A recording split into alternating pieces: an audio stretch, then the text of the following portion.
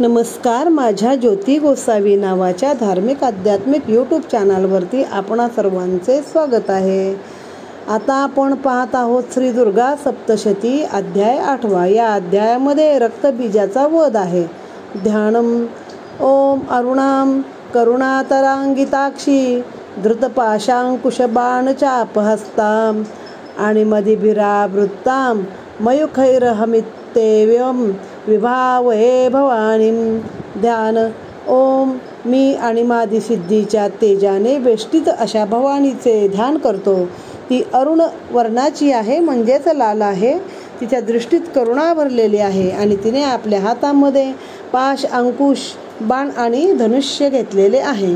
ओम ऋषी उवाच. चंडे च निहत्ते दैत्ये मुंडे च विनिपतिते बहुलेषु च सैन्येषु क्षयितेक्ष्व सुरेश्वर. ऋषी म्हणाले, हे राजा, चंडमुंड नामक महापराक्रमी दैत्य मारले गेले आणि दैत्य सैन्याचा मोठ्या प्रमाणात नाश झाला. दैत्यांचा राजा महाप्रतापी शुंभ याचे चित्त संतापाने अतिशय अस्वस्थ झाले. त्याने दैत्यांच्या सर्व सैन्याला युद्धासाठी सज्ज होऊन कूच करण्याची आज्ञा दिली.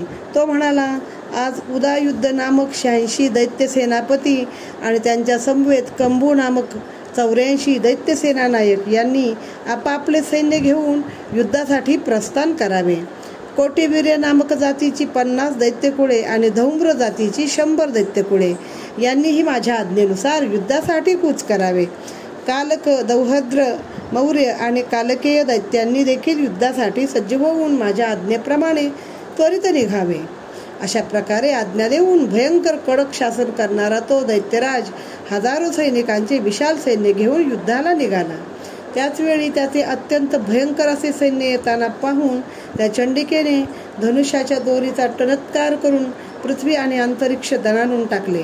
हे राजा, त्यासमयी तिचा सिंह मोठ्या मोठ्याने गर्जना करू लागला आणि अंबिकाही त्याला जोड म्हणून मोठ्याने घंटानाद करू लागली. याप्रमाणे धनुष्याचा टणत्कार, सिंहाची गर्जना आणि घंटेचा प्रचंड आवाज यांनी सर्व दिशा दुमदुमत असतानाच कालीने आपले तोंड पसरून अति भयंकर असा निनाद केला. तो भयंकर निनाद ऐकून दैत्यांच्या सैन्याने देवीला, तिच्या सिंहाला आणि कालीला क्रोधावेशाने चहूकडून घेरले. हे राजा, त्याचवेळी देवांच्या शत्रूचा नाश करण्यासाठी तसेच देव आणि सिंह यांच्या हितासाठी, रक्षणासाठी अत्यंत शक्तिशाली आणि पराक्रमी अशा ब्रह्मदेव, शंकर, कार्तिकेय, विष्णू आणि चंद्र यांच्या शक्ती त्यांच्याच शरीरातून निघून त्यांनीच रूपे धारण करून चंडिकेकडे तिच्या सहाय्यासाठी गेल्या.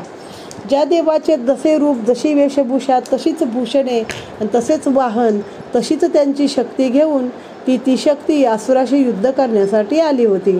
प्रथम हंसयुक्त विमानात बसलेली अक्षमाता, सूत्र आणि कमंडलू धारण केलेली अशी ब्रह्मदेवाची शक्ती आली. तिला ब्रह्माणी असे म्हणतात.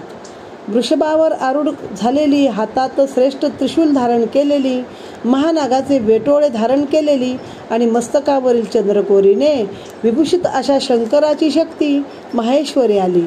मयुरावर आरूढ होऊन झालेली, हातात शक्ती धारण केलेली कार्तिकेयाची शक्ती कौमारी त्याचेच रूप धारण करून दैत्याशी युद्ध करण्यासाठी आली.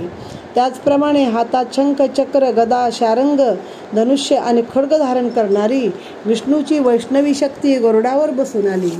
अतुलनीय असे यक्ष वराह रूप धारण करणाऱ्या श्रीहरीची शक्ती वाराही, तीही वराहदेह धारण करून तेथे उपस्थित झाले. म्हणजे विष्णूचे जेवढे अवतार आहेत तेवढ्या रूपामध्ये तेवढ्या शक्ती लढाईसाठी तेथे आल्या. नृसिंहासारखे शरण धारण करून नृसिंहाची शक्ती नारसिंही ही सुद्धा आपल्या आयाळीच्या केसांनी आकाशातील नक्षत्राचे समुदाय स्थानभ्रष्ट करीत तेथे आले. त्याचवेळी गजराज ऐरावतावर आरूढ झालेली आणि हातात वज्र धारण केलेली, सहस्त्र असे नेत्र असलेली आणि इंद्रासारखीच दिसणारी इंद्राची शक्ती ऐंद्रीही ही तेथे आली. तेव्हा त्या देवशक्तींनी वेष्टित असा शंकर चंडिकेला उद्देशून म्हणाला, आता तू या असुरांना त्वरित मारून टाक, म्हणजे मला आनंद होईल. तेव्हा देवीच्या शरीरातून अत्यंत भयंकर आणि अत्यंत उग्र अशी चंडिका शक्ती प्रगट झाली आणि ती शेकडो कोल्हेणीसारखा भयानक आवाज करू लागली.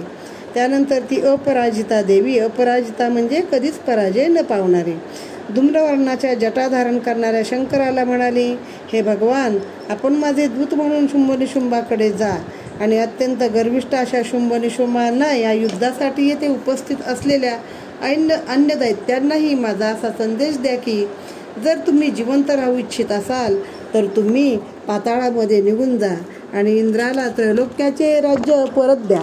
त्याला ते पुन्हा मिळाले पाहिजे आणि देवांनाही आपापला यज्ञभाग उपभोगता आला पाहिजे. जर बलाच्या घमंडीने तुम्ही युद्ध करण्याचीच इच्छा करत असाल तर पुढे या. माझ्या योगिनी तुमच्या मासाने तृप्त होत. यावेळी त्या देवीने स्वतः भगवान शंकरांना दूतकार्य करावयास नेमले होते म्हणून ती देवी लोकात शिवदूती या नावाने प्रख्यात झाली. शंकराच्या मुखातून देवीचा संदेश ऐकून ते महादैत्यही